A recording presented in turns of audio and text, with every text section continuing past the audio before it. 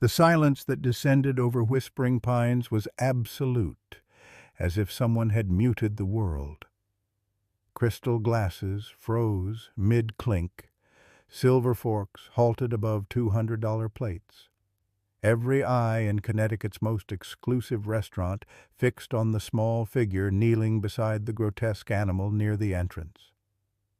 9-year-old Tommy Anderson, his second-hand uniform hanging off bony shoulders, gently stroked the paralyzed German shepherd that everyone else gave a wide berth.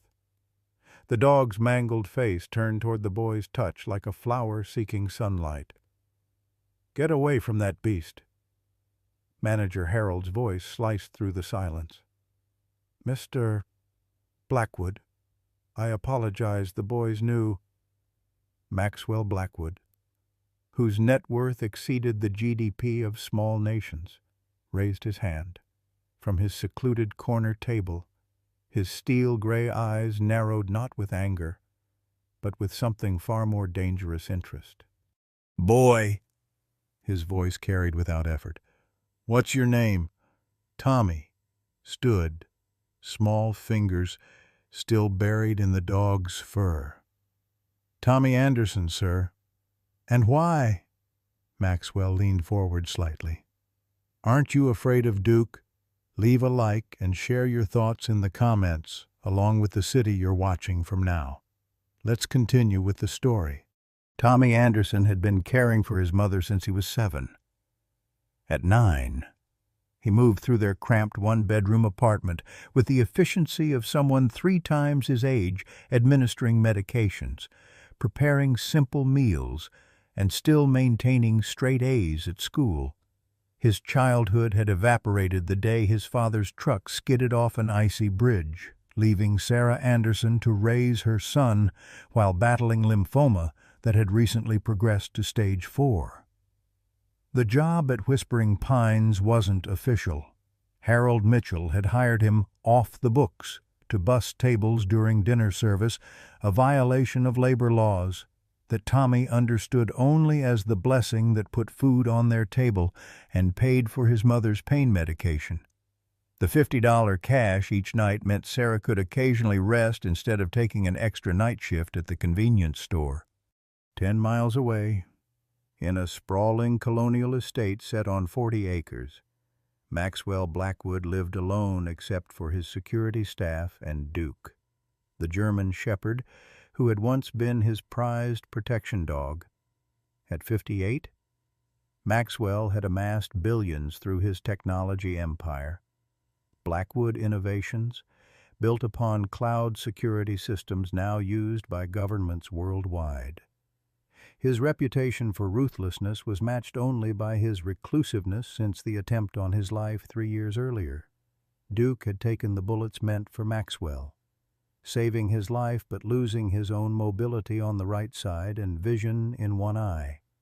While the security team had recommended euthanizing the now useless animal, Maxwell had instead built a specialized wing of his mansion for Duke's care.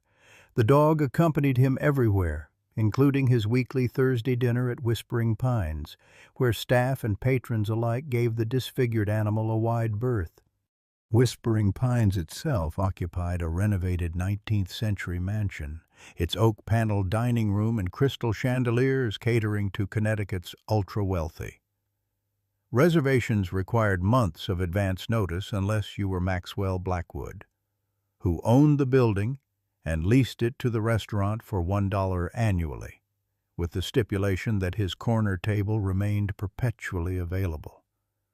The restaurant represented everything beyond Sarah and Tommy Anderson's reach, a world where a single meal cost more than their monthly rent. Yet tonight, through an unexpected act of compassion, these separate worlds would collide with consequences none could foresee. Tommy's first day at Whispering Pines had begun 12 hours earlier. Harold Mitchell had handed him a too large uniform with a curt, "Stay invisible. Bus quickly. Don't speak unless spoken to." The boy had nodded solemnly, thinking of the antibiotics his mother needed that the insurance had denied. When Tommy arrived for the dinner shift, He'd spent 30 minutes practicing balancing plates on his thin forearm, determined not to disappoint. The dining room had intimidated him, crystal chandeliers throwing rainbow prisms across white tablecloths, patrons in clothing that cost more than his mother made in months. He'd focused on his tasks with the same intensity he applied to caring for Sarah, keeping his eyes down and his movements efficient, until he'd seen the dog. Duke had entered before his master, limping severely, his right side dragging as he made his way to the corner table. Tommy had frozen, bus tub in hand, watching the animal struggle with a recognition that pierced his heart. The German shepherd's determination, despite obvious pain, reminded him of his mother's daily battle. The dinner service proceeded without incident until 8:17 p.m., when Tommy had been clearing a nearby table and noticed Duke lying alone. Maxwell had stepped away, presumably to the restroom, and the dog had let out a soft whine that most patrons studiously ignored. Without thinking, Tommy had set down his tub and approached. "Hey there, buddy," he'd whispered, kneeling beside the animal. Duke's head had turned, his one good eye assessing the boy. Tommy had extended his hand slowly, letting the dog sniff before gently stroking behind his ears. "My mom makes that same sound sometimes," he confided quietly, "when she thinks I can't hear her." The dog had leaned into his touch, and Tommy had found the spot where Duke's neck met his shoulder, scratching gently. "It's hard work, isn't it, being brave all the time?" That's when the restaurant had fallen silent, when Harold had shouted, and when Maxwell Blackwood had noticed him. "I'm not afraid of Duke because he's hurt. Not dangerous," Tommy answered Maxwell's question with straightforward honesty. "My mom says things that are broken still have value." A murmur rippled through the dining room. Harold Mitchell stepped forward, face flushed. "I apologize for the disruption. Mr. Blackwood, the boy will be dismissed immediately." Maxwell raised an eyebrow. "For what offense, kindness?" For touching your property, sir. For disturbing your dinner." Maxwell's gaze never left Tommy. "My dinner was improved, not disturbed." He gestured to the empty chair across from him. "Join me. Tommy Anderson." The collective gasp was audible. Harold's mouth opened and closed like a fish. Tommy stood frozen, uncertain. "Sir," Harold sputtered, "health regulations, which I'm certain you follow meticulously." Maxwell interrupted, his tone making it clear this wasn't a topic for debate. "Including your adherence to child labor laws?" Harold paled visibly. Tommy felt his stomach clench. If he lost this job... "Sit," Maxwell said, more gently this time. "Please." Tommy slid into the chair, feeling every eye in the restaurant boring into him. Duke shifted, resting his head against Tommy's leg. The contact seemed to steady them both. "Why are you working here?" "Tommy?" Maxwell asked after ordering a second plate of his signature ribeye. "Rare." Tommy considered lying, then decided against it. "My mom's sick. The medicine's expensive." Maxwell nodded as if this was a perfectly reasonable explanation for a 9-year-old bussing tables. "And your father died 2 years ago. Car accident on Route 9. The steak arrived. Tommy had never seen a piece of meat so large or so perfectly cooked. His mouth watered, but he waited until Maxwell nodded before picking up his fork. "You have good manners," Maxwell observed. "Mom made sure," Tommy said between careful bites. "She said being poor isn't an excuse for being impolite." Something flickered across Maxwell's face. Respect, perhaps. "Your mother sounds like a wise woman." "She is," Tommy agreed, then added with simple pride, "She was a nurse before she got sick. The best one at Hartford Memorial." Maxwell watched the boy eat with the controlled hunger of someone accustomed to rationing. Duke remained pressed against Tommy's leg, occasionally receiving a discreet morsel beneath the table. "I have a proposition for you." "Tommy," Maxwell said as the meal concluded. He slid a business card across the table. "Duke needs daily walks and companionship while I'm working. He responds to you. Would you be interested in helping with his care after school? The position pays $20 an hour." "20." Tommy's fork clattered against his plate. $20 an hour was more than his mother made as a nurse. Yes, sir. I would, but I don't have a way to get there. And transportation will be provided," Maxwell said, as if this were the most minor of details. "Starting tomorrow." As Tommy left that night, $50 richer from his busing job plus a $100 advance from Maxwell, he felt a curious mixture of hope and unease. Nothing this good ever happened in his experience. There had to be a catch. He couldn't have known then how right he was or how completely his life was about to change. The black SUV that pulled up outside Tommy's apartment building the following afternoon caused curtains to twitch in neighboring windows. In this part of Hartford, such vehicles usually belong to either drug dealers or law enforcement, neither a welcome sight. Tommy stood on the cracked sidewalk, backpack clutched to his chest, second-guessing his decision as the tinted window lowered. Tommy Anderson.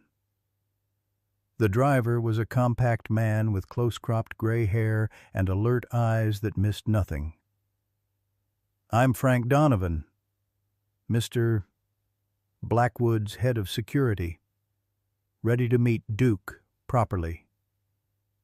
The 40-minute drive to Maxwell's estate passed in silence.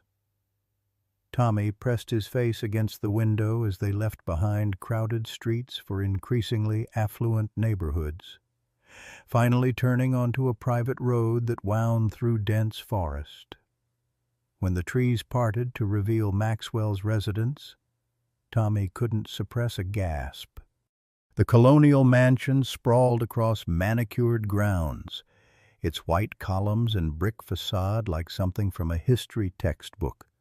A fountain adorned the circular driveway, water catching the afternoon sunlight. Frank drove past the main entrance to a side building connected to the mansion by a glass corridor. "Duke's quarters," Frank explained. "Parking. Mr. Blackwood had it built specially after the incident." Tommy followed Frank inside and found himself in what could only be described as a canine palace. The room featured heated floors, custom-height furniture for easy access, a hydrotherapy pool, and equipment Tommy didn't recognize. Duke lay on a memory foam bed but raised his head when Tommy entered, his tail thumping against the cushion. "He remembers you," said Maxwell Blackwood, emerging from an adjoining room. He wore casual clothes today, if a cashmere sweater and tailored slacks could be considered casual. "That's unusual. Duke doesn't warm to people quickly anymore." Tommy approached the dog, who struggled to his feet. "Hi, Duke," he said softly, kneeling to eye level. "Nice place you've got here." "Before we proceed," Maxwell said, "there's something you should know about Duke." He gestured to a wall where a series of framed photographs hung. "This is what happened 3 years ago." The photos told a story, Maxwell shaking hands at what appeared to be a technology conference. Duke alert at his side, then Chaos Duke leaping, bodies falling, blood. The final image showed Duke in a veterinary hospital, bandaged and intubated. "Someone tried to kill you," Tommy said, processing the images. "Duke saved you. 3 men, armed. They'd been paid to prevent my latest security system from reaching the market." Maxwell's voice was detached, clinical. "Duke took 2 bullets meant for me. One severed his spine. The other took his eye. The doctors wanted to euthanize him. But you didn't let them." Maxwell's expression softened slightly. "No, I didn't, Tommy looked back at Duke with new understanding. "He's a hero." "Yes," Maxwell said quietly, "though heroes often pay the highest price." Tommy approached Duke again, this time seeing beyond the disability to the courage it represented. He gently stroked the dog's damaged side. "Does it still hurt him?" "The veterinarian says no, but sometimes I wonder." Maxwell watched the boy's gentle interaction with Duke. "Most people are repulsed by his appearance now." "Most people are stupid," Tommy replied without thinking, then flushed. "Sorry, sir." To his surprise, Maxwell laughed a rusty sound, as if rarely used. "I couldn't agree more, Tommy." For the next hour, Maxwell showed Tommy how to care for Duke the special diet, physical therapy exercises, and the routine that kept the dog comfortable. Tommy absorbed everything with intense concentration, asking thoughtful questions that seemed beyond his years. "Your mother taught you well," Maxwell observed. "You have a caretaker's instincts." Tommy nodded, a shadow crossing his face. "I've had practice." As the afternoon light began to fade, Maxwell led Tommy to a sunroom where a small table had been set with sandwiches and drinks. Duke followed at Tommy's side, moving better than he had at the restaurant. "Tell me about your mother's condition," Maxwell said as they ate. Tommy hesitated, then explained Sarah's diagnosis, the progression of her lymphoma, and the experimental treatment Dr. Winters had suggested that insurance wouldn't cover. He spoke with the matter-of-fact tone of a child who had been forced to understand medical terminology too young. "And you're working to help pay for her care," Maxwell stated rather than asked. "The regular medicine is $435 per month after insurance. The special treatment would be $11,000 per session." Tommy recited the figures with the precision of someone who had memorized them out of necessity. "Mom doesn't know I'm working. She thinks I'm at a friend's house studying." Maxwell's expression remained neutral, but his knuckles whitened around his water glass. Why not tell her the truth? "She wouldn't allow it. She says my job is to be a kid and get good grades." Tommy looked down at his half-eaten sandwich. "But I hear her crying at night when the pain's bad." A long silence followed, broken only by Duke's contented sigh as he rested his head on Tommy's foot. "I have a proposal," Maxwell finally said. "Duke needs care every day, including weekends. The position would be full-time after school, $500 per week, paid directly to you." Tommy's eyes widened. "Sir, that's too much for just walking a dog. Duke requires specialized care, and you have a natural aptitude for it." Maxwell's tone made it clear this wasn't charity but a business arrangement. "Frank will drive you here after school and home in the evening. You'll need to maintain your grades, of course." "Of course," Tommy echoed, still stunned. "Do we have a deal?" Maxwell extended his hand. Tommy hesitated only briefly before shaking it. "Yes, sir. Thank you." As Frank drove Tommy home that evening, the boy stared at the envelope containing his first week's pay in advance. $500. Enough for Sarah's medication with money left over. It seemed miraculous, too good to be true. What Tommy couldn't know was that while he'd been learning about Duke, Maxwell Blackwood had been making calls about Tommy Anderson and his mother, and what he'd discovered had changed everything. Over the next 3 weeks, a routine developed that transformed Tommy's life. Frank would collect him after school, delivering him to Maxwell's estate where he would spend 2 hours with Duke performing the prescribed physical therapy, walking the dog along specially designed paths on the property, and simply sitting with him while completing homework. Sometimes Maxwell joined them, observing their interactions with a quiet intensity that Tommy gradually grew accustomed to. Other days, the billionaire was absent, attending to business matters that took him around the world. On weekends, Tommy spent longer at the estate, often arriving early morning and leaving after dinner.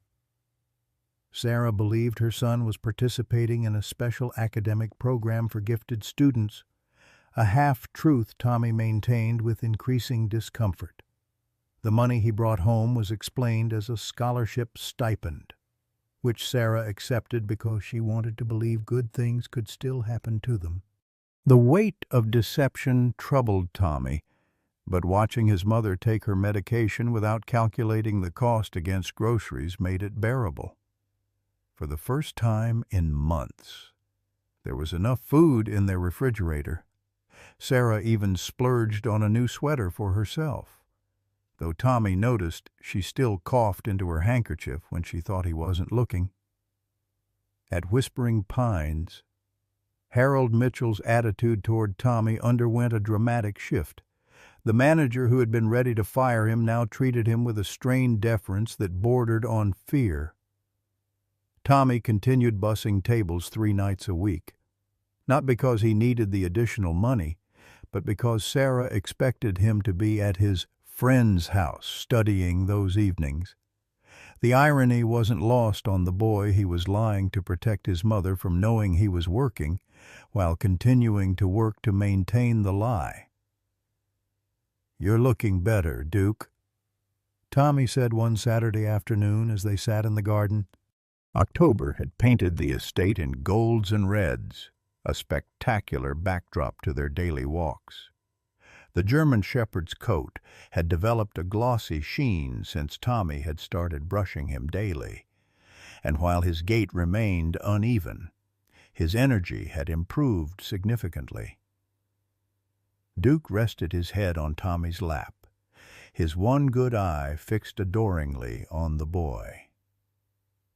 Tommy had discovered that the dog enjoyed being read to, so he'd brought along Call of the Wild, his father's favorite book. Passed down to him. As Tommy read, Maxwell observed them from his study window, a tumbler of scotch untouched in his hand. "He's remarkable," said a voice behind him. Maxwell didn't turn. Which one, the dog or the boy?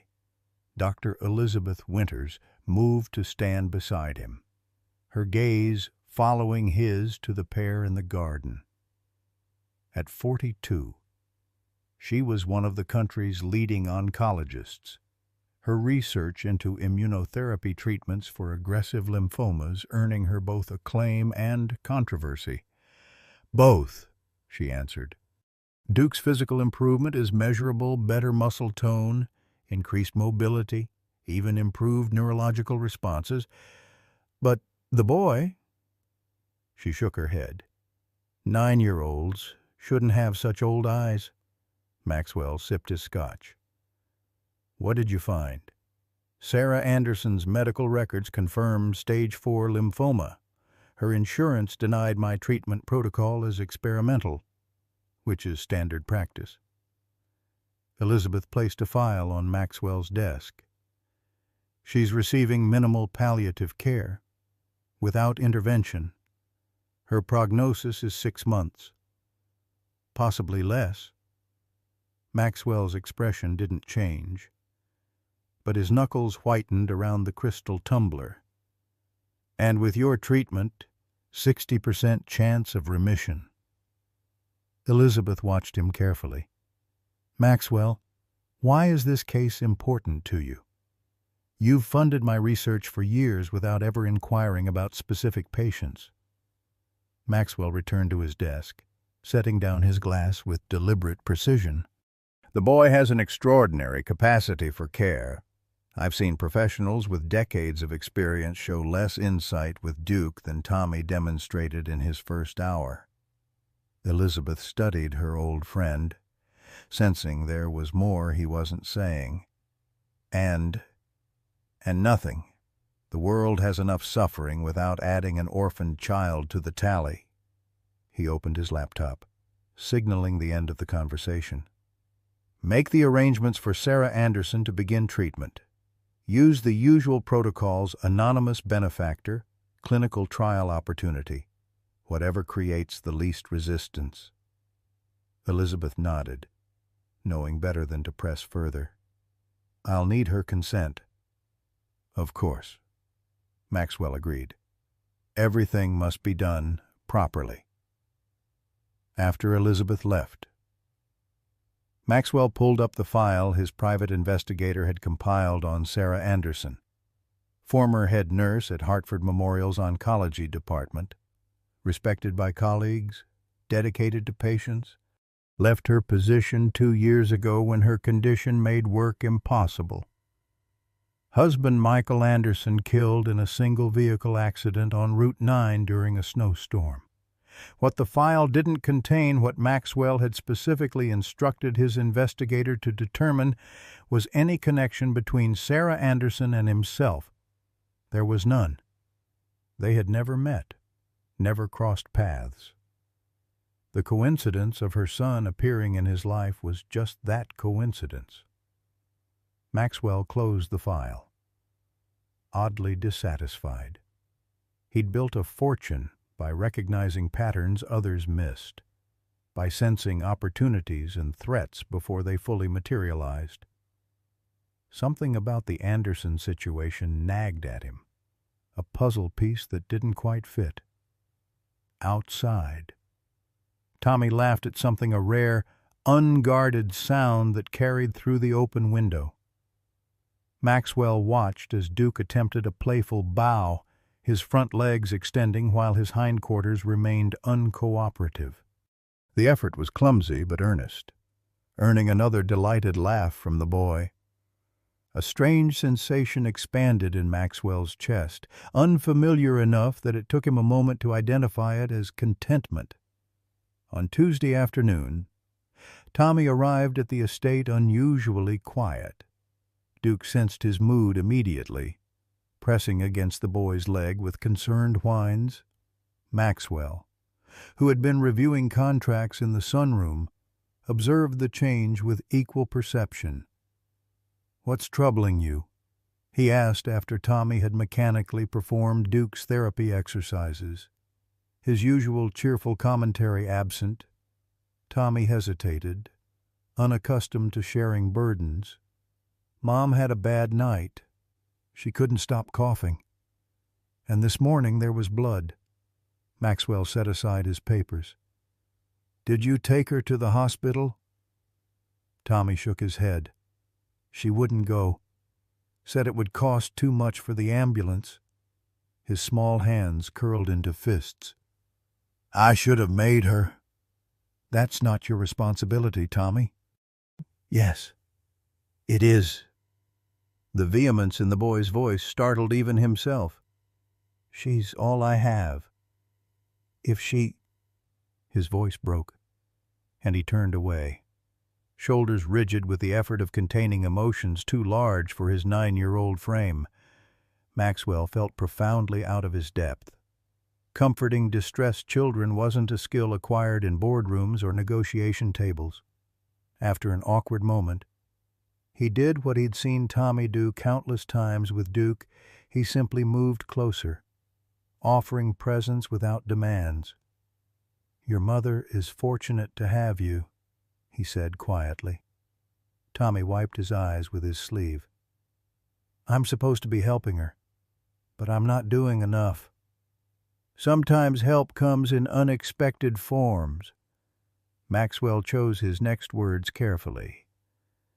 "Tommy, what would you say if I told you your mother might be eligible for a new treatment program?" The boy's head snapped up, hope and suspicion warring in his expression. "What kind of program?" "Dr. Winters. The woman you met last weekend is conducting a clinical trial for patients with your mother's condition. Insurance companies don't cover experimental treatments, but participants in the trial receive care at no cost." "Why would Mom qualify? She's been trying to get into trials for months." Maxwell had anticipated this question. "Because Dr. Winters reviewed her case at my request and believes she's an ideal candidate." Tommy's eyes narrowed. "Is this real? Or are you just saying this because you feel sorry for me?" The directness of the question, so adult, so weary, struck Maxwell like a physical blow. "It's real. Dr. Winters is the leading specialist in this field. The trial has limited openings, but one is available if your mother consents." Tommy studied Maxwell's face with an intensity that made the billionaire uncomfortably aware of how unaccustomed he was to complete honesty. But he hadn't lied, he'd merely omitted that he was funding the entire trial and that Sarah would be its only participant. "Why would you do this?" Tommy asked finally. "Because I see myself in your determination. Because your kindness to Duke revealed something I'd forgotten existed. Because for the first time in decades, I care what happens to someone outside myself. Because it's within my power to do so." Maxwell answered simply. 2 days later, Sarah Anderson sat across from Dr. Elizabeth Winters in a consultation room at Hartford Memorial. Tommy fidgeting beside her. The boy had finally revealed his work at Maxwell's estate, presenting the clinical trial as an unexpected benefit of the connection. Sarah had been angry about the deception, but too practical to refuse the opportunity. The treatment protocol involves targeted immunotherapy combined with a modified form of chemotherapy, Dr. Winters explained, displaying scan images on her tablet. "We've seen promising results in similar cases." Sarah, thin but still striking with Tommy's same direct gaze, asked the precise, knowledgeable questions of someone with medical training. "And the success rate? Approximately 60% achieve remission within the first 3 cycles," Elizabeth answered honestly. "The remaining 40% show varied responses from significant improvement to minimal effect." Side effects: less severe than standard chemotherapy, but still challenging. Fatigue, potential immune responses, some nausea. Elizabeth met Sarah's gaze directly. "I won't minimize it. Mrs. Anderson, the treatment is difficult, but it offers the best chance currently available." Sarah nodded, absorbing this. "And the cost. There's always a cost. The trial is fully funded. Participants receive treatment, supportive medications, and follow-up care at no charge." Sarah's expression remained skeptical. "These treatments typically cost hundreds of thousands of dollars. Who's funding this miracle?" "An anonymous foundation supporting medical research," Elizabeth replied smoothly. "Your privacy will be protected, as will theirs." Tommy squeezed his mother's hand. "Mom, please, it's a chance." Sarah studied her son's face, the hope there, the fear beneath it, and made her decision. Where do I sign? As October gave way to November, Tommy's life settled into a new rhythm. Sarah began treatments 3 times weekly, leaving her exhausted but cautiously optimistic as preliminary scans showed the tumor responding. Tommy continued caring for Duke, whose improvement paralleled Sarah's in a coincidence that struck the boy as somehow significant. Maxwell observed these developments with unexpected satisfaction.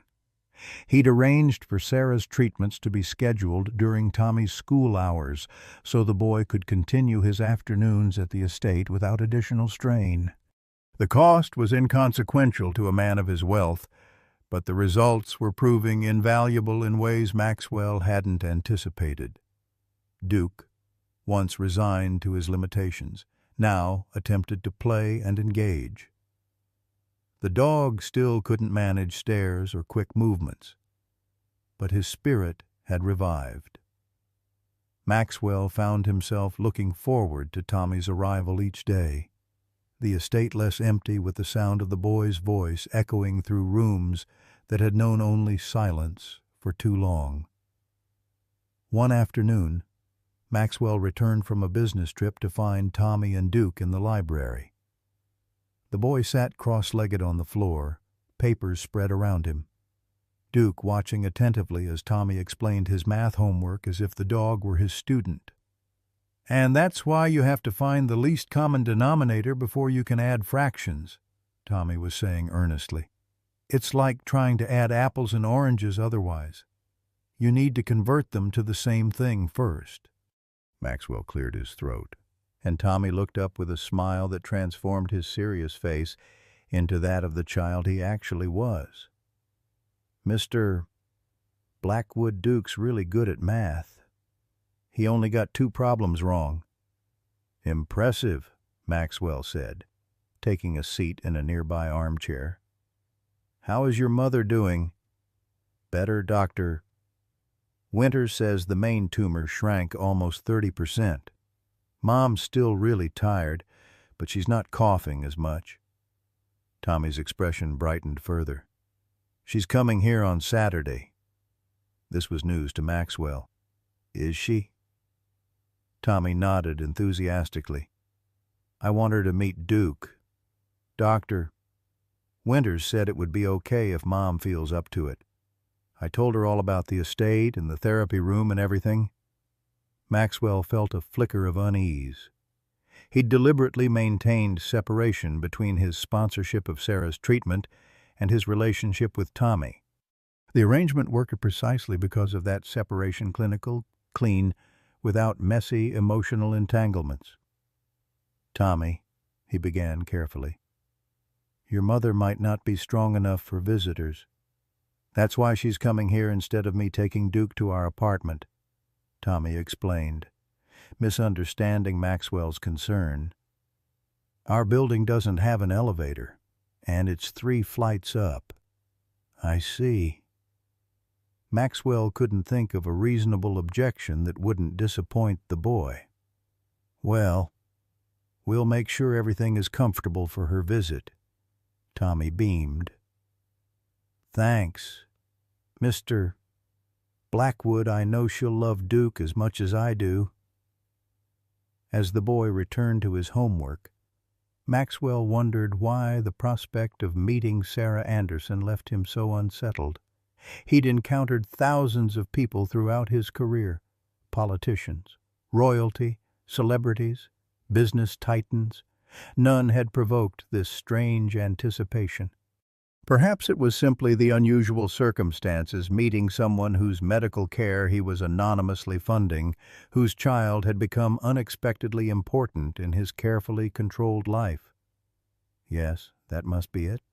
A simple case of worlds colliding that should have remained separate. What Maxwell Blackwood couldn't possibly know was how significant that collision would prove to be, or how it would unearth secrets buried for a decade. Saturday dawned clear and cold. the estate's grounds glittering under a light frost that transformed ordinary landscapes into something magical. Tommy had arrived an hour early, his nervous energy propelling him through Duke's morning routine with meticulous attention.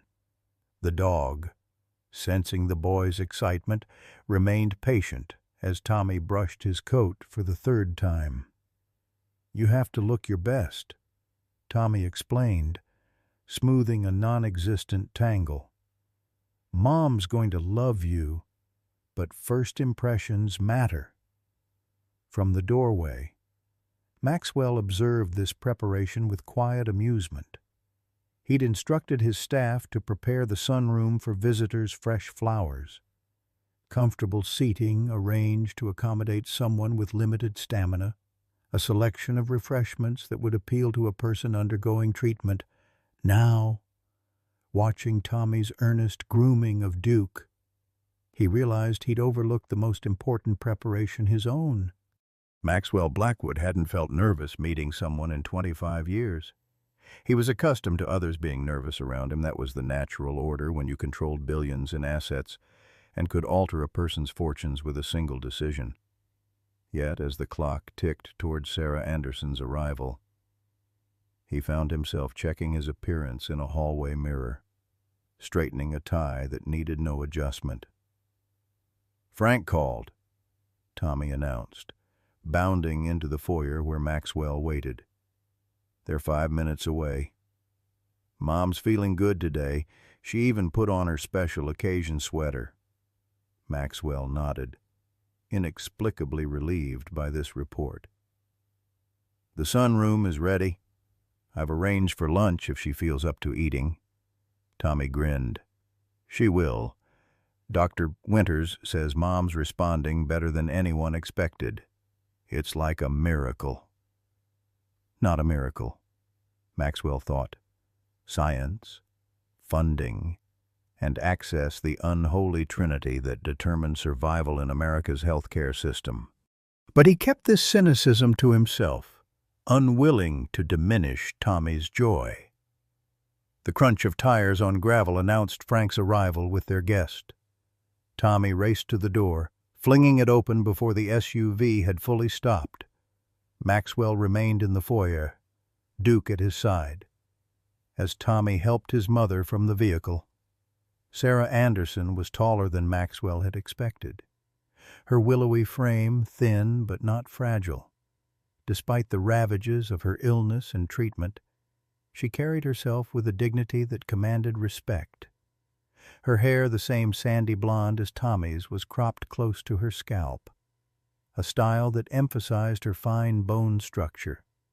She wore a simple blue sweater and jeans, modest but impeccable. "Mom, this is it. This is where I work." Tommy was practically dancing beside her, pointing out features of the estate with proprietorial pride. Sarah smiled at her son's enthusiasm, but Maxwell noted her careful assessment of the surroundings, taking in the size of the property, the obvious wealth, the security measures. This was a woman who noticed details and drew her own conclusions. "Mrs. Anderson." Maxwell stepped forward, extending his hand. "Welcome to my home. I'm Maxwell Blackwood." Her grip was firm, her gaze direct. "Mr. Blackwood, I've heard a great deal about you. And please, call me Sarah." There was something in her tone, a coolness beneath the courtesy that suggested Tommy's tales had not entirely reassured her about this arrangement. Maxwell respected that caution. It showed good judgment. "And this is Duke," Tommy announced, bringing his mother to where the German shepherd waited patiently. "Duke, this is my mom, the one I told you all about." Sarah knelt carefully, mindful of her weakened state, to greet the dog at eye level. "Hello, Duke." She offered her hand for sniffing, showing no hesitation at his scarred appearance. "Tommy tells me you're quite the hero." Duke, typically reserved with strangers, leaned forward and gently licked her hand, once a royal bestowing favor. Tommy gasped in delight. "He likes you. He never does that with new people." Sarah smiled, scratching behind Duke's ears exactly where he preferred. "We recognize each other, don't we, boy-fellow patients?" Maxwell felt something shift in the atmosphere, a connection forming that excluded him while centering the two Andersons and Duke in a shared understanding of suffering and resilience. For a man accustomed to being the most important person in any room, the sensation was novel and not entirely comfortable.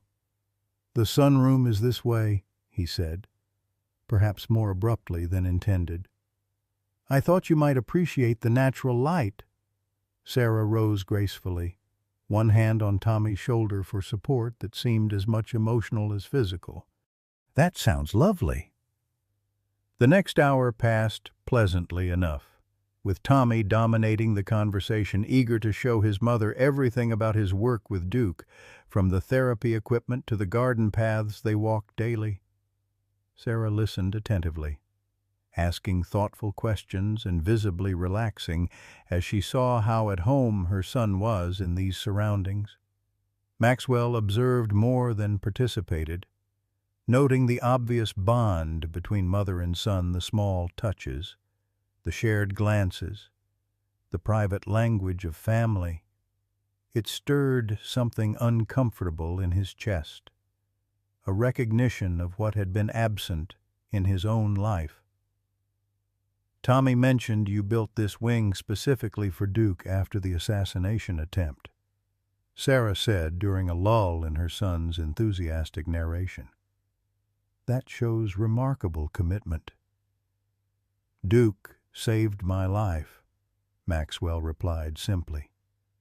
"The cost was insignificant compared to the debt." Sarah nodded, her gaze assessing. "And employing my 9-year-old son, was that also repaying a debt?" Tommy tensed. "Mom—" "It's a fair question," Maxwell interrupted. "I employed Tommy because he demonstrated an exceptional ability with Duke. His age was irrelevant to his competence." "I see." Sarah's tone made it clear she didn't entirely believe this explanation. "And the coincidental timing of my acceptance into Dr. Winter's trial program, was that also unrelated to Tommy's employment here?" The directness of the question, so similar to her son's unflinching honesty, caught Maxwell off guard. He'd expected gratitude, perhaps suspicion, but not this calm confrontation. "Mom," Tommy interjected, "Mr. Blackwood just recommended me to Dr. Winters. It was lucky timing." Sarah's expression softened as she looked at her son.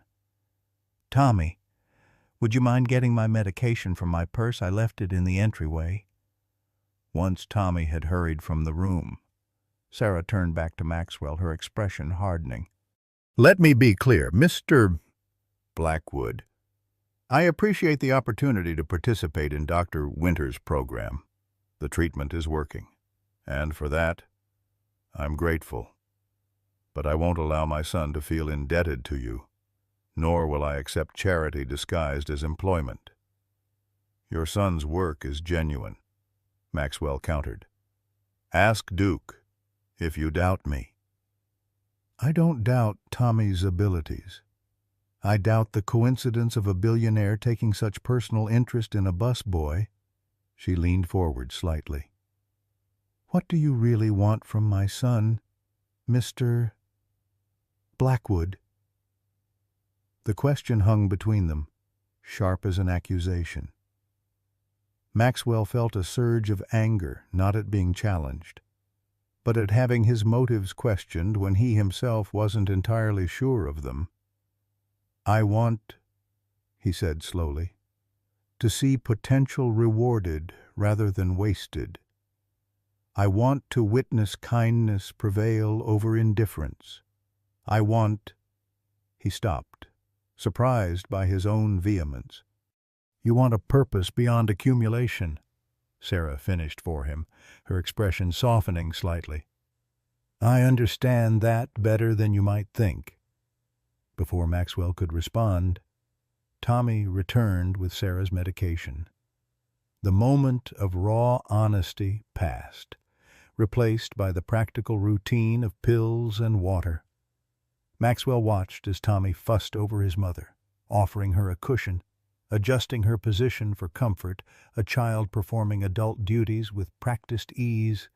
Duke, who had been lying quietly nearby, suddenly raised his head, ears alert. A moment later, Frank appeared at the sunroom entrance. "Mr. Blackwood, I apologize for the interruption," he said with the careful neutrality of long service. "But there's a situation requiring your immediate attention?" Maxwell rose.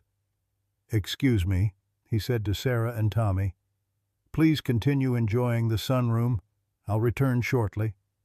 Frank led him to the security office, where monitors displayed the estate's perimeter. "Camera 3 picked this up 10 minutes ago," he said, rewinding footage that showed a black sedan passing slowly along the public road beyond the property line. "The vehicle has circled 3 times. No plates." Maxwell studied the grainy image. "Could be innocent. Real estate prospectors. Tourists admiring the property. That's what I thought until we captured this." Frank zoomed in on the passenger window, where the distinctive shape of a telephoto lens was just visible. "They're photographing the house, and they're paying particular attention to the entrance where Mrs. Anderson arrived." Something cold settled in Maxwell's stomach. "When was the last pass?" 4 minutes ago. Based on the pattern, they'll return in approximately 6 minutes. Maxwell made a decision. "Alert the security team. I want that vehicle intercepted the next time it appears. Identify the occupants, but no confrontation unless absolutely necessary." "Yes, sir." "And Frank—" Maxwell hesitated. "Ensure Mrs. Anderson and Tommy remain inside until we've resolved this, if necessary. Arrange for them to stay overnight. Use any excuse, but they don't leave until we know who's watching my property." As Maxwell returned to the sunroom, his mind raced through possibilities. Corporate espionage was common in his industry, but rarely took such blatant forms. More concerning was the timing coinciding exactly with Sarah Anderson's first visit to the estate. Tommy looked up as Maxwell entered, his face alight with excitement. "Mr. Blackwood, Mom says I can show her the library next. Is that okay?" Maxwell forced a reassuring smile. "Of course. In fact, I've had a thought. The weather report suggests the roads might ice over this evening. Perhaps you and your mother would consider staying overnight. We have plenty of guest rooms, and it would give you more time together here." Sarah's eyes narrowed slightly. She wasn't fooled by this sudden hospitality, but Tommy's enthusiastic response made refusal difficult. "Can we? Mom, please, I could show you the whole estate. There's even an indoor pool that Duke uses for therapy." Sarah looked from her excited son to Maxwell's carefully composed expression. "That's very generous, Mr. Blackwood, but I wouldn't want to impose." "It's no imposition," Maxwell assured her, maintaining eye contact, willing her to understand there was more to this invitation than courtesy. "In fact, I insist." Something in his tone must have conveyed the unspoken concern, because Sarah nodded slowly. "In that case, we accept. Thank you." As Tommy cheered and began planning their extended visit, Maxwell caught Sarah's questioning gaze. "Later," he mouthed silently, promising an explanation when Tommy wasn't present.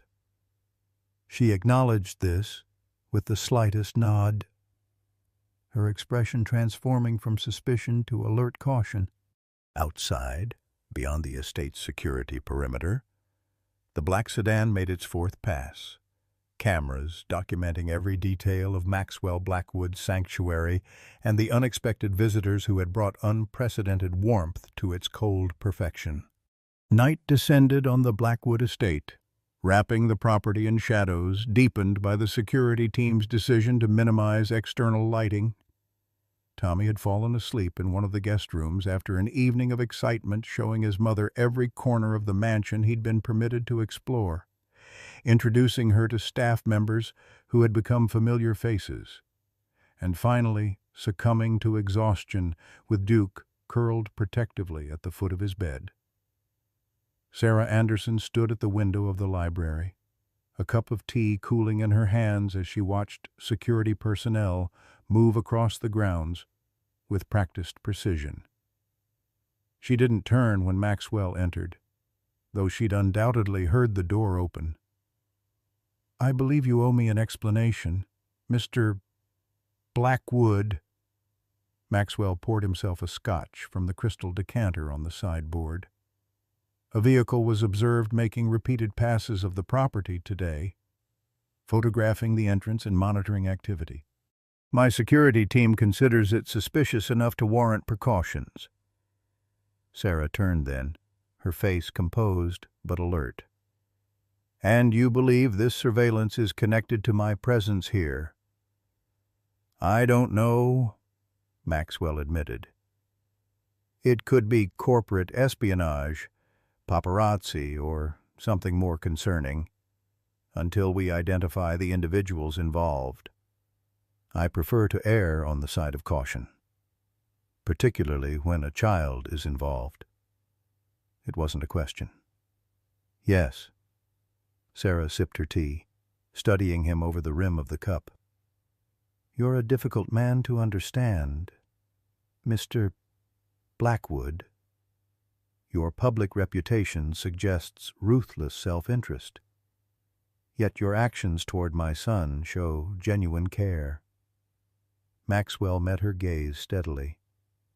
"Perhaps both assessments are accurate. Perhaps," she set down her cup, "or perhaps Tommy has glimpsed something in you that others haven't been permitted to see." The observation struck uncomfortably close to truth. Maxwell changed the subject. "Your son mentioned you were once head nurse at Hartford Memorial's oncology department." "Before my diagnosis, yes." Sarah sat in one of the leather armchairs, arranging herself with the careful movements of someone managing chronic pain. "I specialized in pediatric cases. That explains Tommy's comfort with medical terminology." Sarah smiled faintly. "He grew up in hospitals, even before I became a patient. He spent hours in the children's ward while I worked overtime. He'd read to the patients, organized card games. The children loved him." "He has a gift for comfort," Maxwell observed, thinking of Duke's transformation. "He does." Pride softened Sarah's features. "After Michael died and I became ill, Tommy transferred all that care to me. Sometimes I think he believes he can heal me through sheer determination." Maxwell took the chair opposite her. "Dr. Winters speaks very highly of your progress." Something flickered in Sarah's expression. Suspicion rekindled. "Yes, the miraculous clinical trial that opened just when we needed it most." She leaned forward. "Let's stop pretending. Mr. Blackwood, you're funding my treatment, aren't you?" The directness of the question deserved honesty. Yes. Why? The word contained multitudes' confusion, gratitude, wariness. Maxwell considered deflection, then decided against it. Initially, to help Tommy. Later, because the treatment was working. That's not charity. That's investment. There was no accusation in her tone, merely observation. You invest in things that show promising returns. A crude but not inaccurate assessment. Sarah's laugh was unexpected, a genuine sound of amusement that transformed her face. You're remarkably transparent for a man who runs a global empire built on secrets. Only with people who've earned it, Maxwell replied, surprised by his own candor. A comfortable silence settled between them, broken only by the occasional crackle from the fireplace. Maxwell found himself studying Sarah Anderson with new interest. Despite her illness, despite the obvious strain of treatment, she possessed a quiet dignity and perception that commanded respect. "We've met before, haven't we?" Sarah asked suddenly. Maxwell frowned. "I don't believe so." "No, we have." Sarah closed her eyes briefly, accessing memory. 7 years ago, a charity gala at Hartford Memorial. You made a substantial donation to the pediatric oncology wing. Maxwell vaguely recalled the event, one of dozens of similar functions he attended annually. "I don't remember meeting you." "You wouldn't. I was one of many staff members in the background." Sarah's expression grew distant. "But I remember you arguing with the hospital administrator about allocation of funds. You insisted every dollar go directly to patient care, not administrative costs." The memory surfaced slowly, an uncharacteristic public display of temper, when he discovered the hospital plan to divert part of his donation to operational expenses. "The administrator was less than pleased with my interference," Maxwell recalled. "He was furious," Sarah corrected. "But the staff, the nurses, the doctors in the trenches, we were impressed. It's rare for donors to understand or care about the difference between PR and actual care." Maxwell felt oddly gratified by this assessment. "I dislike inefficiency and dishonesty equally." "So I gathered." Sarah hesitated, then continued more cautiously. "I was also aware of your company's reputation as an employer. Blackwood Innovations wasn't known for its worker protections or benefits at that time."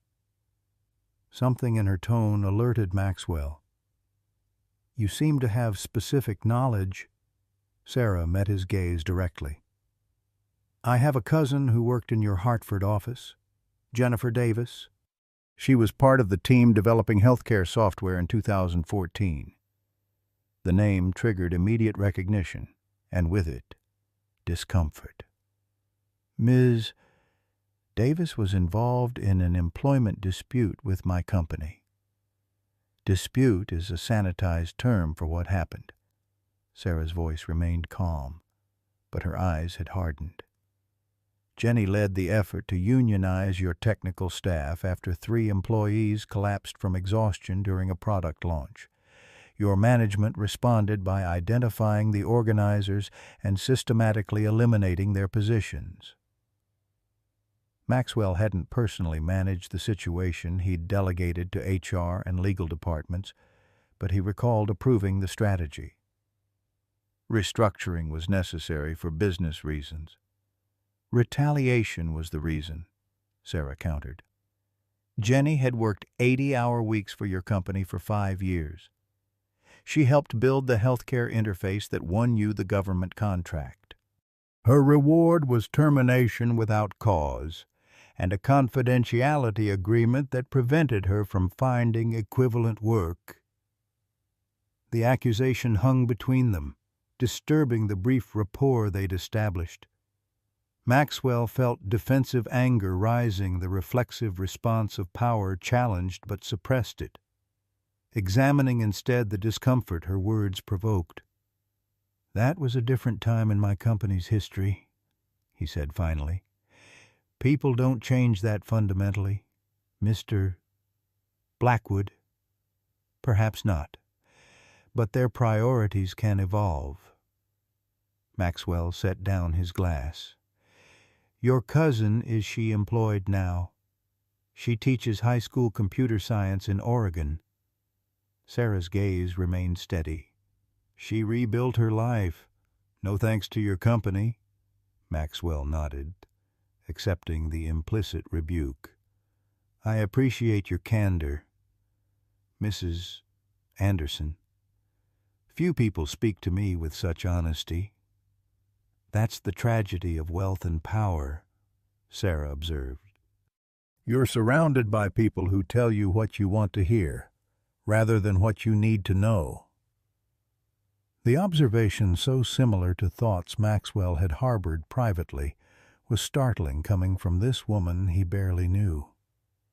Before he could respond, his phone vibrated with a message from Frank. "Vehicle intercepted. 2 male occupants identified. You need to see this." "Excuse me," Maxwell said, rising. "Security has an update I should review."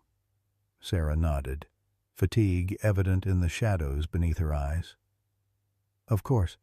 I should check on Tommy anyway." As she passed him toward the door, Maxwell found himself saying, "Sarah, thank you for your honesty. It's refreshing." She paused, studying him with that penetrating gaze. "Honesty isn't a luxury, Mr. Blackwood. It's a necessity, especially when children are involved." The words lingered after she'd gone, a challenge and a standard simultaneously.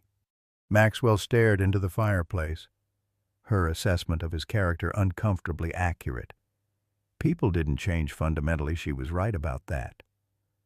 But meeting Tommy had awakened something long dormant, something that recognized the value beyond balance sheets and strategic advantages. His phone vibrated again, more urgently.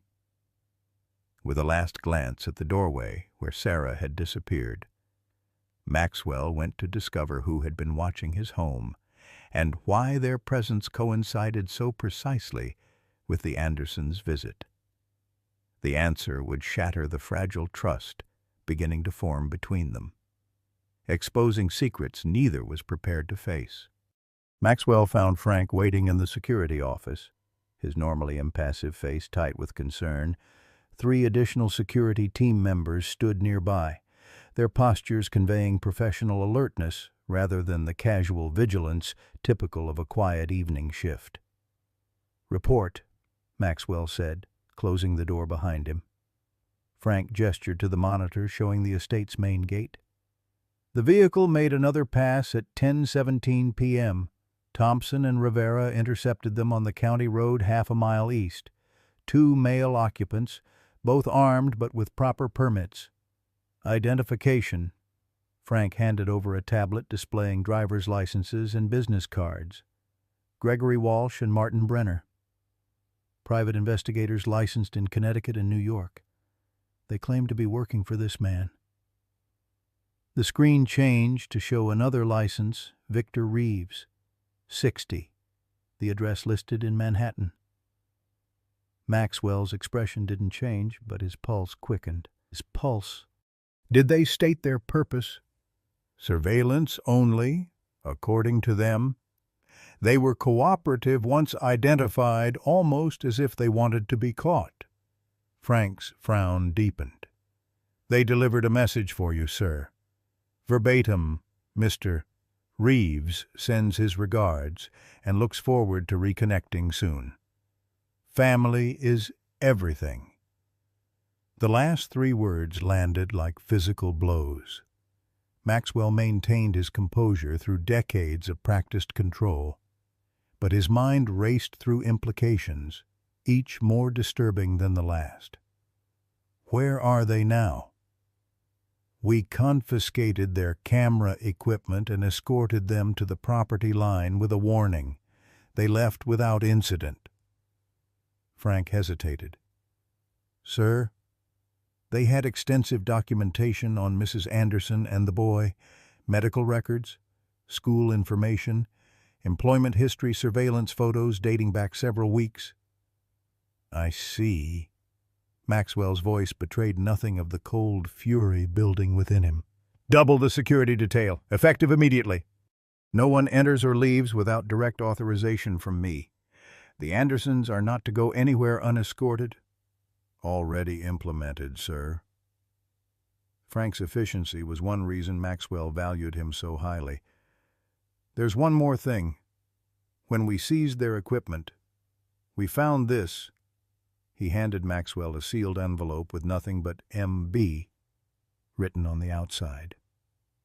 Maxwell weighed it in his hand, considering the possibilities before carefully opening it. Inside was a single photograph yellowed with age, its edges worn from handling. It showed a much younger Maxwell standing beside an equally youthful Victor Reeves at some corporate function, both men smiling with the forced camaraderie of business partners. Between them stood a woman with Sarah Anderson's eyes and smile, her hand resting possessively on Maxwell's arm. Maxwell stared at the image, memories surfacing like long-submerged debris. Rebecca Davis. Sarah's cousin, not Jennifer, as Sarah had said, but Rebecca. The confusion had seemed like a simple mistake, but now appeared deliberately misleading. Rebecca, who had been more than an employee. Rebecca, who had left Blackwood Innovations abruptly 11 years ago after their brief, intense relationship had ended. Rebecca, who had threatened vague consequences when Maxwell had chosen the company over their future together. 10 years ago. Tommy was 9. The mathematical implication froze Maxwell's thoughts momentarily. It couldn't be coincidence Victor Reeves emerging now, surveillance focusing on a boy who might be... Sir, Frank's voice broke through his paralysis. Should we contact the authorities? No. Maxwell's response was immediate. This is a personal matter.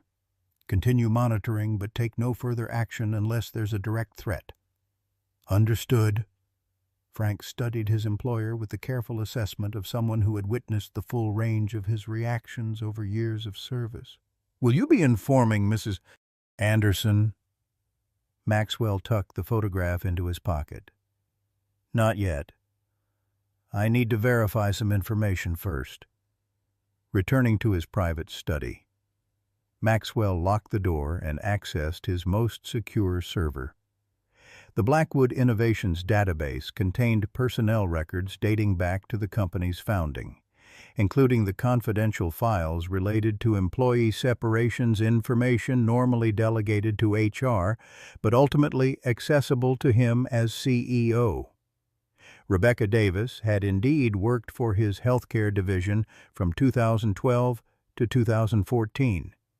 Her termination documentation cited restructuring as the official reason, but confidential notes referenced personal relationship with CEO and potential conflict of interest as the actual cause. She had received a generous severance package in exchange for a comprehensive non-disclosure agreement. The file contained no information about her life after leaving the company. This was standard practice. Former employees ceased to exist in Blackwood's ecosystem once separation was complete. Now, that information gap loomed as a critical oversight.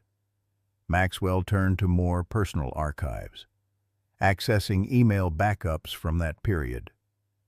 The exchanges between himself and Rebecca started professionally, gradually becoming more personal until abruptly ending in September 2014. The final message from Rebecca was cryptic in retrospect. "You've made your choice clear. I'm making mine. Someday you'll understand what you've sacrificed." He had dismissed it as emotional hyperbole from a disgruntled ex-lover. Now, the words carried ominous new meaning. Maxwell picked up his phone, hesitated, then made a call to his most discreet private investigator. "I need everything on Rebecca Davis, former employee, 2012 to 2014. Focus on period after termination, family connections, particularly to Sarah Anderson." And he paused, the words unfamiliar in his mouth. "Any children born in 2015. After ending the call, Maxwell sat motionless, the weight of potential revelation pressing against his chest. If his suspicion was correct, if Tommy was his son, it meant Sarah had deliberately concealed this fact while accepting his help. It meant Victor Reeves, his bitter former business partner, had somehow discovered this connection before Maxwell himself. Most disturbing of all, it meant Tommy had been placed in his path not by chance, but by design. The boy's appearance at Whispering Pines, his unusual affinity for Duke, his need for employment, all potentially orchestrated to create the very bond that had formed between them. The thought provoked a surge of anger, quickly followed by doubt. Tommy's genuine nature seemed incapable of such calculation, and Sarah, despite her obvious wariness, had demonstrated integrity in their interactions, but Victor Reeves was another matter entirely. Maxwell had destroyed Victor's reputation and fortune 10 years ago after discovering his partner's embezzlement scheme. Victor had sworn vengeance, a threat Maxwell had dismissed as empty rhetoric from a ruined man. Now it appeared Victor had spent a decade plotting his response, identifying Maxwell's unknown son, and orchestrating this elaborate reunion for some yet unrevealed purpose. A soft knock interrupted his thoughts. Maxwell quickly closed the computer files before opening the door to find Sarah Anderson standing in the hallway, her expression troubled. "I apologize for disturbing you," she said quietly. "But I need to know what's happening. The security presence has doubled in the past hour." Maxwell considered deflection, then recognized its futility. Sarah was too perceptive to be misled by platitudes. "Come in," he said, stepping aside. As she entered, he noticed she'd changed into borrowed sleepwear, simple cotton pajamas, topped with one of his own cashmere sweaters, too large for her thin frame. The incongruity of her presence in his most private space struck him forcefully. "Is Tommy asleep?" he asked, buying time to organize his thoughts deeply. "Duke hasn't left his side." Sarah studied the room, the rare books, the carefully chosen art, the antique desk that had belonged to Maxwell's grandfather. "This is your sanctuary, isn't it, where the real Maxwell Blackwood exists?" The observation was unnervingly accurate. "I prefer to work without distractions, and I'm definitely a distraction." She settled into one of the leather chairs without waiting for invitation. "Tell me what's happening, Mr. Blackwood." The truth this time. Maxwell remained standing, maintaining the physical advantage of height. "The men photographing the property work for someone from my past, a former business partner named Victor Reeves, and he's targeting you through Tommy and me." It wasn't a question. "Why?" Maxwell studied her face for signs of deception, finding none. "Reeves lost everything when I exposed his financial crimes 10 years ago. He's harbored resentment ever since. That doesn't explain his interest in us. No, Maxwell agreed. It doesn't. Sarah held his gaze with remarkable steadiness. What aren't you telling me? The moment had arrived sooner than Maxwell had anticipated. Without the investigator's confirmation, he was operating on suspicion rather than certainty. Yet the circumstances demanded action. I believe Victor is using you and Tommy to exact revenge, Maxwell said carefully. Specifically, I believe he's identified a connection between us that I was unaware of until tonight. Sarah's expression remained neutral, but her hands tightened in her lap. What connection? Maxwell removed the photograph from his pocket and placed it on the table between them. You mentioned your cousin Jennifer Davis earlier. This is Rebecca Davis, who also worked for my company. Your cousin as well, I believe.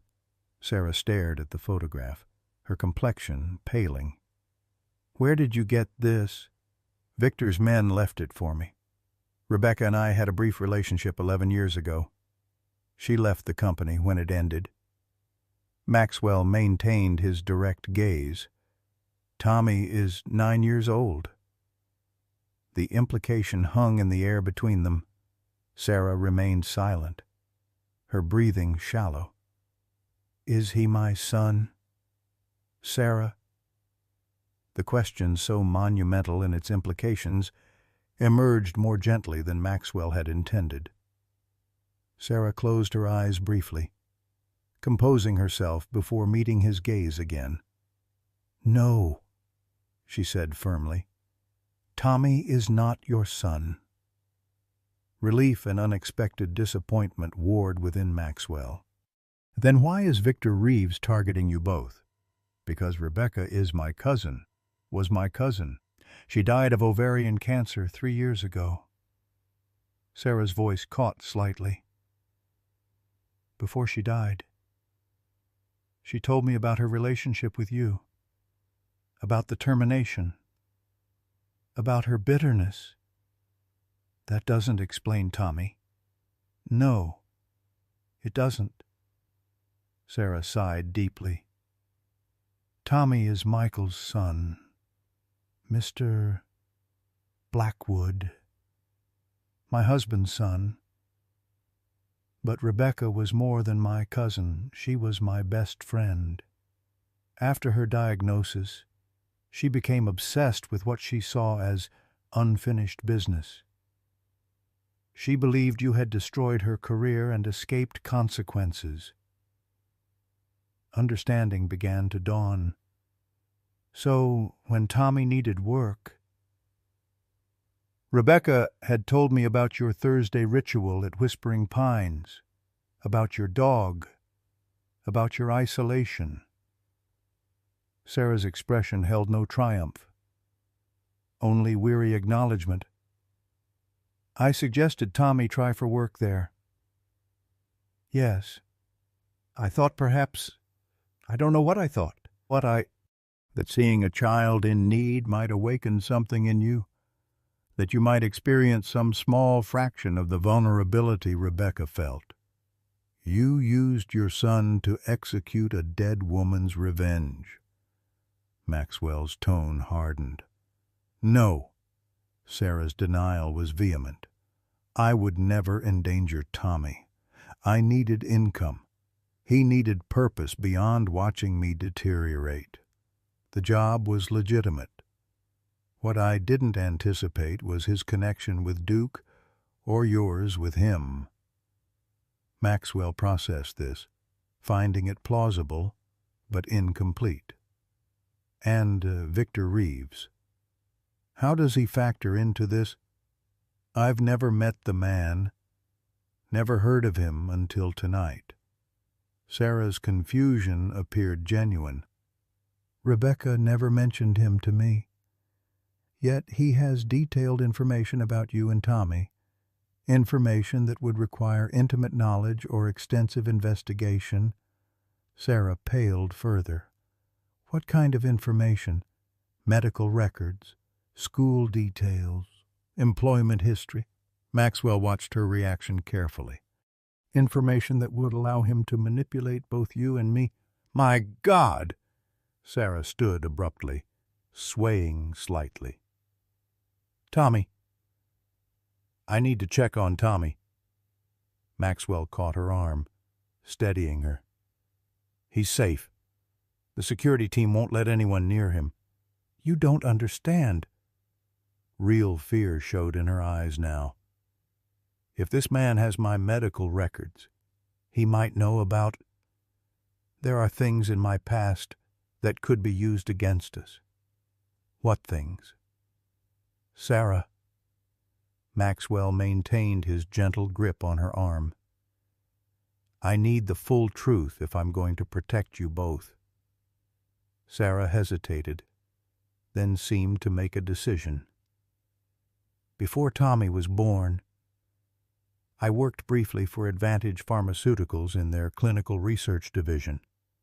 I discovered data manipulation in a major drug trial and reported it internally. They buried the evidence and terminated me. I was pregnant, desperate for medical coverage. I signed their confidentiality agreement. Advantage. Maxwell recognized the name immediately. They were acquired by Reeves Biotech 8 years ago. Victor Reeves, Sarah whispered. He owns my silence. And now he's using it against both of us. Maxwell released her arm. The question is, why now? What's changed?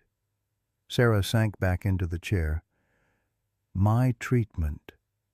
Dr. Winter's trial. If it's successful, it competes directly with Advantage's lymphoma drug. The pieces aligned with disturbing clarity. Victor had identified the connection between Sarah and Maxwell through Rebecca. He'd monitored the situation, perhaps expecting nothing significant to develop. Then Maxwell had arranged Sarah's experimental treatment threatening Victor's pharmaceutical profits while simultaneously showing personal interest in the Andersons. He's using Tommy to control both of us, Maxwell concluded. Your medical future against my emotional investment. The admission of emotional attachment came reluctantly. But truth was essential now. Sarah nodded slowly, processing the implications. What do we do? Maxwell's response was immediate. We remove his leverage. I'll have you and Tommy relocated to a secure location outside Connecticut. Dr. Winters can continue your treatment there. I'll deal with Victor directly. And if he releases my testimony, the evidence I signed away, let him. Maxwell's expression hardened. Blackwood Innovations has enough lawyers to bury Advantage in litigation for a decade. Your testimony would accelerate justice, not impede it. Sarah studied him with new understanding. You're not the man Rebecca described. I'm exactly that man, Maxwell corrected. But perhaps with different priorities now. A sudden commotion outside interrupted them, raised voices, running footsteps. Maxwell moved to the door just as Frank appeared, his professional composure visibly shaken. Sir, the boy, he began. Tommy. Sarah was instantly on her feet. What's happened? He's gone, ma'am. The bedroom is empty. Duke as well. What? Maxwell's voice cut like steel. Explain. The security feed shows nothing. The door wasn't forced. It appears he left willingly, taking the dog with him. Frank handed Maxwell a folded paper. This was on his pillow. Maxwell opened it, read the childish handwriting, then handed it wordlessly to Sarah. Her face crumpled as she read the simple message. Mom and Mr. Blackwood, I heard everything. I'm going to fix this so nobody hurts you anymore. Duke will protect me. Don't worry. Love, Tommy. Sarah's anguished cry echoed through the mansion as the security team mobilized. But Maxwell already knew the terrible truth. Tommy had ventured into the night to confront a danger he couldn't possibly understand, armed with nothing but a crippled dog and a child's desperate courage. And somewhere in the darkness, Victor Reeves waited, finally holding the perfect weapon for his long-planned revenge. The winter night enveloped Tommy in frigid darkness as he made his way along the road leading from the Blackwood estate.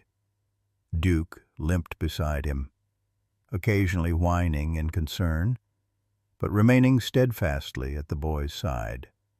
Tommy had slipped out through the service entrance he'd discovered weeks earlier while exploring the property, a small door used by gardeners that security cameras didn't quite cover. "We have to protect them, Duke," Tommy whispered, his breath clouding in the cold air. "That bad man wants to hurt Mom and Mr. Blackwood because of me." He hadn't meant to eavesdrop. He'd only gotten up for a glass of water, following the sound of voices to find his mother and Mr. Blackwood in serious conversation. What he'd heard had been confusing, but frightening, something about a man named Victor who was watching them, about his mother's medicine, about secrets and revenge. Tommy understood enough someone was threatening his mother because of her connection to Mr. Blackwood. In his 9-year-old reasoning, the solution seemed clear if he removed himself from the equation. Perhaps this Victor person would leave them alone. He'd written the note quickly, grabbed Duke's leash, and slipped away while the adults were distracted. His plan was simple: reach the bus station in town, use the emergency money his mother always made him carry, and go to his grandmother's house in Massachusetts. Once there, he would call to let them know he was safe, but staying away until the danger passed. What Tommy hadn't anticipated was how dark country roads became at midnight, how the temperature would drop, or how Duke's limited mobility would slow their progress. They'd been walking for nearly an hour, covering less than 2 miles, when headlights appeared behind them. "Quick, Duke!" Tommy pulled the German Shepherd into the bushes beside the road, crouching low as the vehicle approached. It was a black sedan moving slowly, its headlights sweeping the roadside. Tommy held his breath as it passed, then gasped as the brake lights flared red. The car reversed, stopping precisely where they were hidden. "Tommy Anderson," a man's voice called. "I know you're there. Duke's collar has a reflective strip." Tommy looked down in horror at the thin glowing line on Duke's collar. The dog growled softly, positioning himself between Tommy and the road. "It's all right, Tommy," the voice continued, gentle and reassuring. "I'm a friend of your mother's.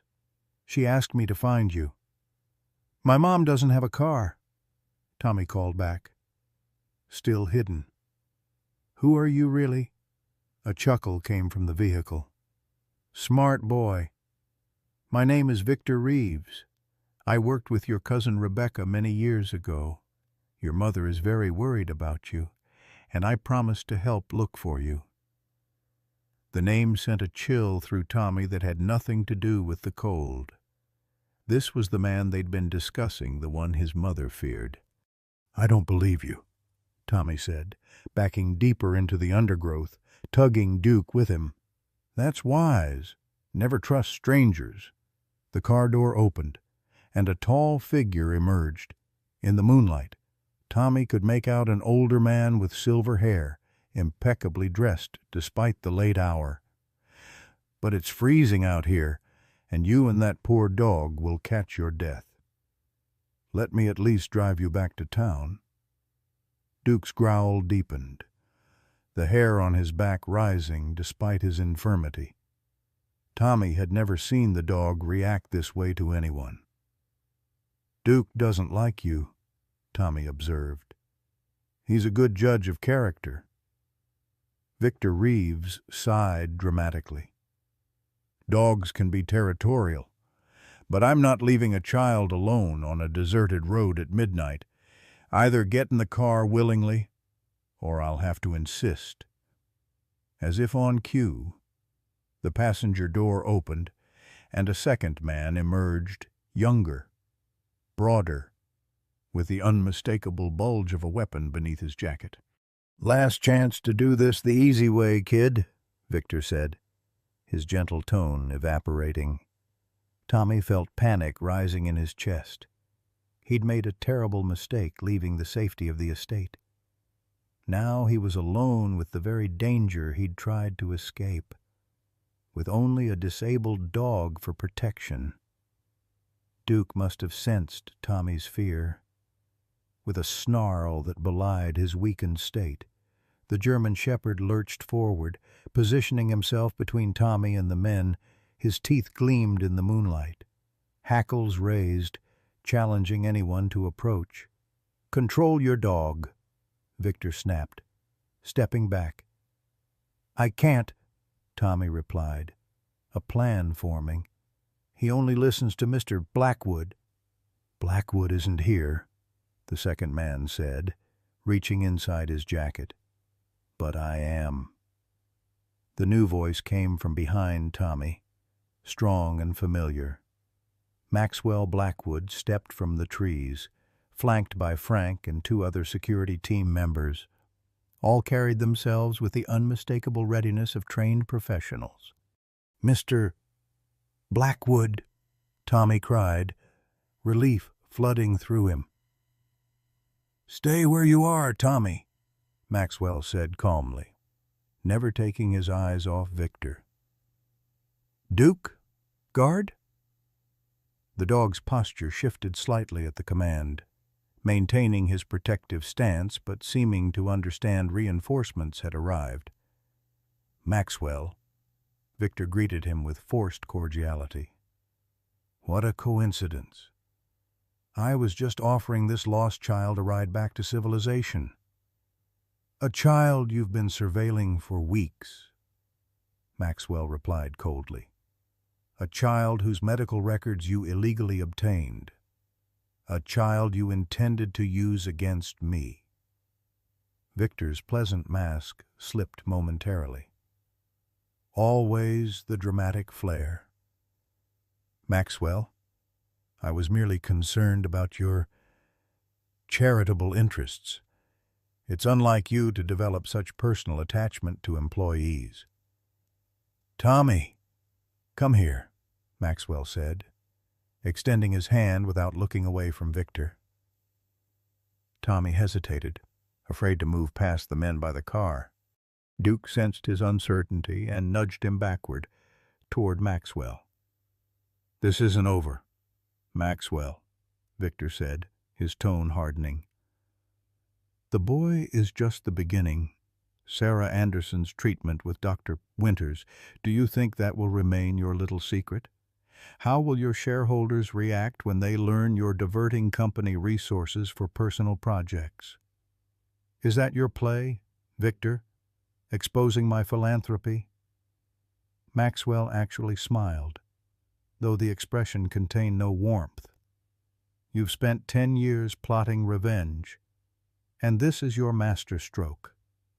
My associates at the FDA might be interested in how Winters' unauthorized treatment was approved," Victor continued. "And Sarah's former employers at Advantage would certainly like to remind her of her contractual obligations." Tommy didn't understand most of what was being said, but he recognized threats when he heard them. He inched backward, Duke moving with him until he felt Maxwell's hand on his shoulder. "Your surveillance ends tonight," Maxwell said with quiet authority. "Your threats against the Andersons end tonight. Whatever grievance you hold against me remains between us." Victor laughed, the sound harsh in the still night. "You destroyed everything I built. Did you think I wouldn't return the favor?" Finding your secret weakness was simply a matter of patience. And what did you find, Victor? Maxwell's grip on Tommy's shoulder tightened slightly. A boy who works for me. A woman receiving medical treatment. Where is this devastating leverage you've spent a decade cultivating? Victor's smile was cold. You think I don't see it? The great Maxwell Blackwood, who sacrificed his own marriage on the altar of corporate ambition, who discarded Rebecca Davis when she became inconvenient, suddenly playing guardian to a fatherless child. You've grown soft. Maxwell. Vulnerable. You're right, Maxwell said, surprising everyone. I have changed, which is why you've already lost. He nodded to Frank, who raised a small device. Every word of this conversation has been recorded and transmitted to my attorneys. Your threats against a minor, your admission of illegal surveillance, your attempt to interfere with medical treatment, all documented. Victor's expression darkened. You're bluffing. Connecticut is a one-party consent state for recordings, Maxwell continued conversationally.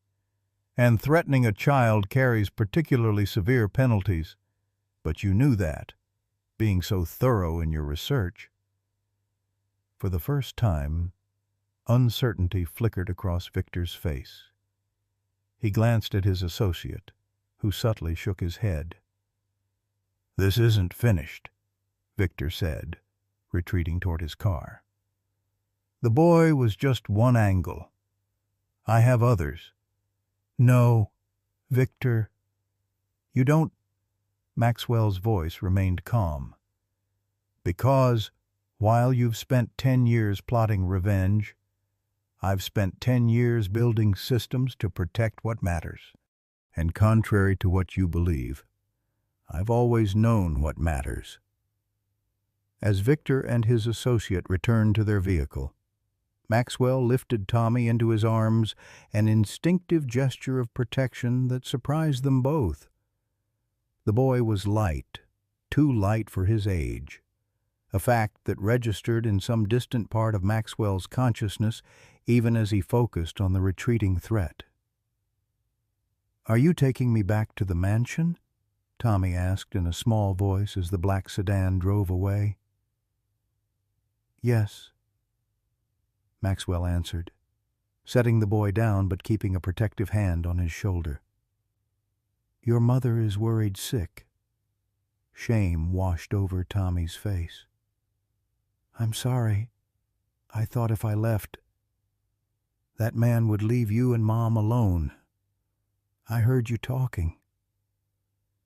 You heard part of an adult conversation without context, Maxwell corrected gently. That was dangerous, Tommy. Very dangerous.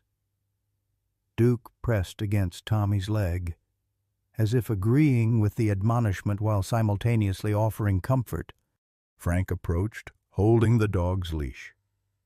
The perimeter team reports no other vehicles in the area, he informed Maxwell. Mrs. Anderson is waiting at the main house. The return to the estate passed in relative silence, Tommy's exhaustion evident in his drooping shoulders and stumbling gait. Maxwell eventually lifted him again, carrying him the final quarter-mile while Frank handled Duke. By the time they reached the main entrance, Tommy was nearly asleep against Maxwell's shoulder, the adrenaline crash overtaking his small body. Sarah was waiting in the foyer, her face etched with hours of fear. When she saw Tommy in Maxwell's arms, she rushed forward with a cry that contained both relief and residual terror. Tommy! Oh my God! Tommy! She gathered her son into her arms as Maxwell carefully transferred him. Are you hurt? Are you okay? I'm sorry, Mom, Tommy mumbled. tears finally breaking through his brave facade. "I was trying to protect you, trying to—" "By running away, by going out alone at night." Sarah's voice cracked with emotion. "You could have been killed." Maxwell placed a steadying hand on her shoulder. "He's safe now. That's what matters."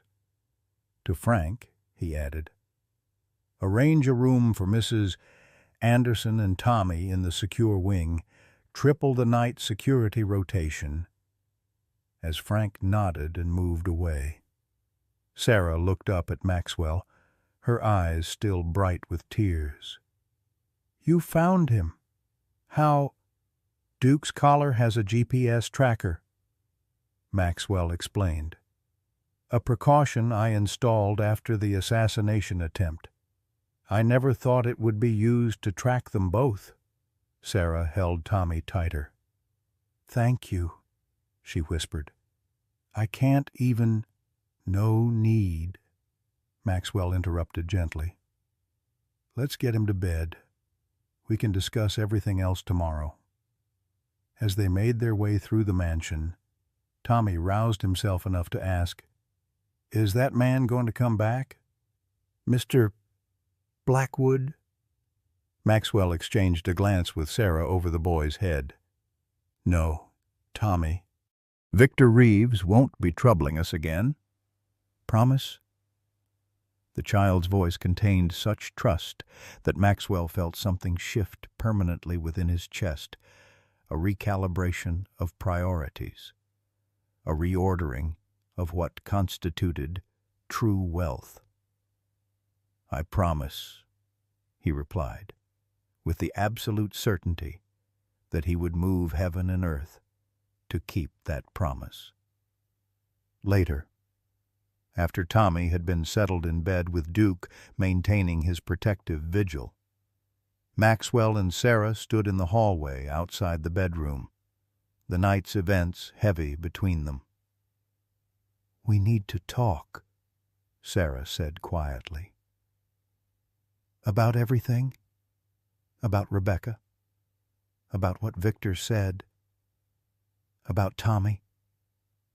Maxwell nodded, suddenly weary beyond measure. "Tomorrow, when we're both thinking clearly." Sarah studied his face, the lines of fatigue, the shadows under his eyes, but also the newfound resolve in his expression. "You meant what you said to Tommy, didn't you? About protecting us?" "Yes," Maxwell answered simply. "I did." Something shifted in Sarah's gaze, not quite trust, not yet, but an acknowledgment of possibility. "Then tomorrow it is." As she turned to enter the bedroom where her son slept, Maxwell found himself saying, "Sarah, I'm sorry about Rebecca. Whatever happened between us, she deserved better." Sarah paused, her hand on the doorknob. "Yes, she did," she agreed softly. "But perhaps we all get second chances to be better than we were." The door closed quietly behind her, leaving Maxwell alone in the hallway. Through the small window at the end of the corridor, he could see the first hint of dawn breaking over the estate, pale light pushing back the darkness that had nearly claimed a boy whose courage far exceeded his years. Whatever came next, whatever revelations tomorrow might bring, Maxwell Blackwood knew with absolute certainty that his life had changed irrevocably the moment Tommy Anderson had knelt to comfort a damaged dog that others feared to touch. Some transformations occurred in boardrooms and through business deals. Others, it seemed, happened in the simple act of compassion, a lesson a 9-year-old boy had somehow known instinctively, while a billionaire had required a lifetime to learn. When Tommy Anderson reached out to that broken German shepherd, he didn't see a damaged creature. To fear, he saw a soul worthy of compassion. Sometimes life's most profound lessons come not from our successes, but from recognizing value in what others discard. Remember when we taught our children to be kind. Tommy embodies that purity of heart we once prioritized before the world convinced us that wealth and status defined success. Maxwell Blackwood had everything money could buy, yet lived in emotional poverty until a 9-year-old boy showed him that true connection requires vulnerability, not power. As we enter our golden years, perhaps we should ask ourselves, have we become so focused on protecting what we've built that we've forgotten what truly sustains us? The courage to see beyond appearances, to offer kindness without calculation, to protect those weaker than ourselves. These aren't childish virtues to outgrow, but essential wisdom we desperately need to reclaim. Like Duke, we all carry wounds from life's battles, and like Tommy, we can choose to reach out anyway, believing that what's broken can still be beautiful, still worthy of love, still capable of healing both the touched and the one who dares to touch.